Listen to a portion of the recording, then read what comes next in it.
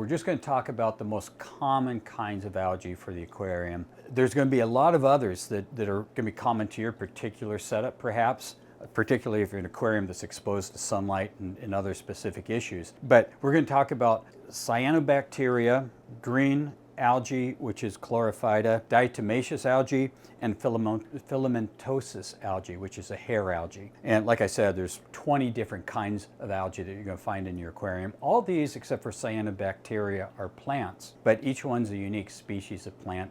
Cyanobacteria and green algae and diatoms can all be treated with UV clarification and with algicides, but we'll get to that. First, let's talk about filamentous algae. Filamentous algae, or hair algae, is stuff that grows just like it sounds off the side of your tank, rocks, everywhere where algae is getting plenty of nutrients. A lot of it travels in on plants. If you bring plants into your aquarium, unfortunately it can come in just from the air. Filamentous algae of all sorts is just travels from place to place. It's tough stuff to avoid. But if you stick to the two basic rules, not too much light and not too much food, you will avoid all your algae problems. Most of you don't do this, and so we have algae problems. So let's talk about it.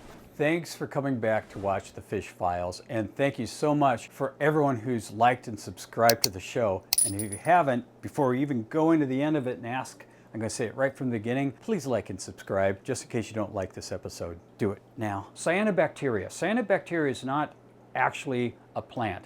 It's a cross between an animal and a plant. It's almost a bacteria. It's basically a bacteria that can produce chloroform.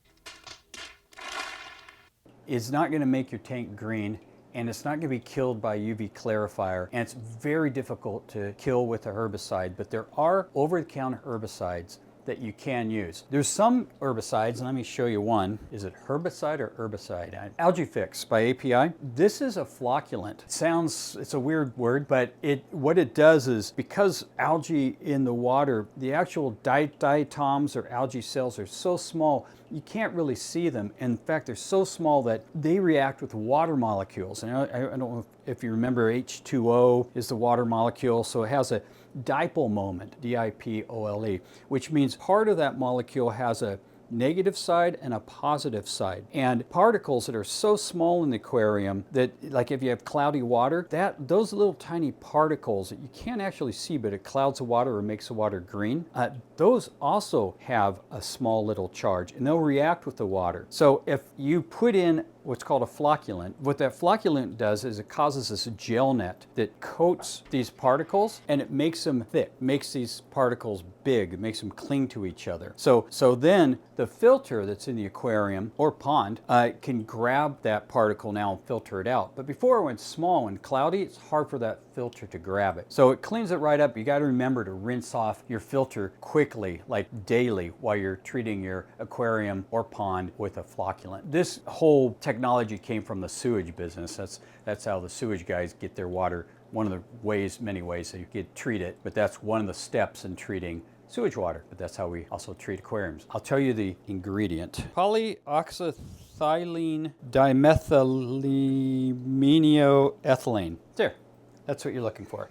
Back to filamentous algae. There are herbicides. Die off on your aquarium. If you use an herbicide, it usually is not harmful to plants, but it will be harmful to snails and other crustaceans. So if you're going to use a herbicide, just be cautious, because if you have plants that are susceptible, people in the pond business say it won't hurt the plants, but don't overdo it, because you could stunt their growth at the very least. So comply with whatever the bottle says. It won't hurt your fish. It will turn your water brown as the stuff starts to decay.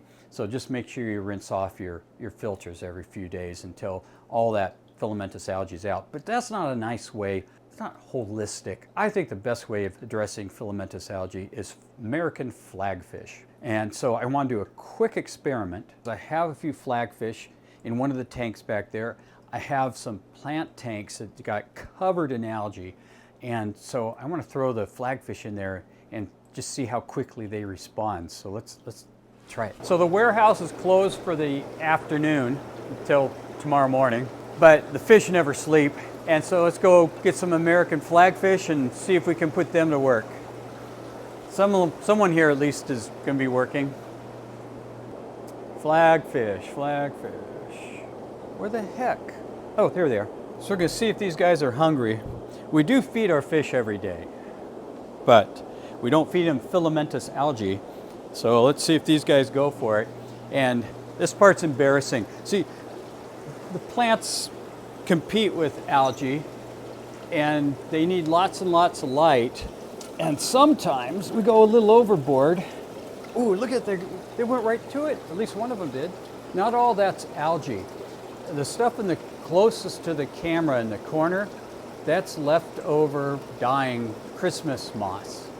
But the stuff on the walls is filamentous algae, and then on the bottom we have scum algae. Scum algae you just have to physically remove, and if you got scum algae, you got to balance your aquarium. We don't put plants in these, but they're part of the plant system, so something's going to grow in there. And so you can see what happens if you have too much light and too many nutrients, plant fertilizer, and no plants to take it up. You get all kinds of crazy algae growth, and that's what we got going in here. We went right for the algae on the side of the wall immediately. I would say that the algae you see on the side of the glass tank, within a week it would all be gone with these guys swimming around in there. Now let's go back to cyanobacteria, which is, I think, the coolest form of green blue stuff that you get in your tank because it's such a unique animal. It's a bacteria that also is able to create chlorophyll. The plant part of a cyanobacteria is what causes all that green and blue. Cause a slime coating, that's one of the common bacteria that actually coats the sides of aquariums. You scrape it off, wash it off, but then it's floating in your tank. A lot of it's very small. Sometimes a filter can't pick it up. Best way to treat cyanobacteria really is a UV clarifier. But if you don't have a UV, like I wouldn't use a UV clarifier on this tiny little nano tank. And then when you have a little tank, you just scrape the stuff off, do a 20% water change, do this over a couple weeks. Make sure you don't put the light on too long, and it'll go away. If you have a big aquarium, I would invest in a UV clarifier. The way UV clarifier works, it runs at 254 nanometers. That wavelength hits the DNA of single-celled, certain small single-celled organisms, algae, and it disrupts their DNA so they can't breed again, and they slowly die off. So UV clarifiers are very, very effective for keeping your aquarium nice and clean. In fact, you can't get that crystal clear look without a UV clarifier. Now, the downside of UV clarifiers, the light bulb's only good for a year. You have to replace it. Sometimes people forget and they just think it's running, and so it's fine. But you have to have enough power, and you have to have enough transition time through the UV clarifier. But if that power starts to dim over time, it's not going to be killing the single-celled organisms. One thing about UV clarifiers too is they don't kill the good bacteria, Nitrobacter and Nitrosomus. Those guys go through just fine, and it won't disrupt their cell formation. So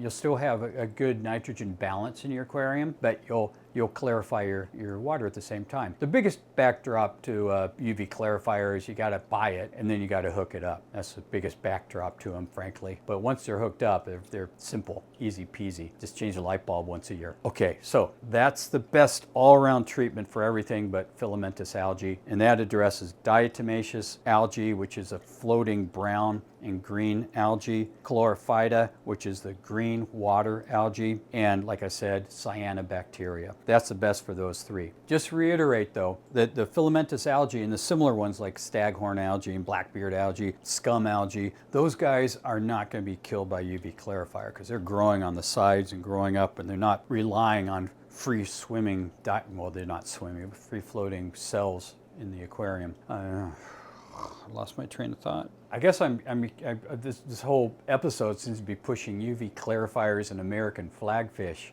That's not the intent, but the intent of the episode is I should have just started from the beginning.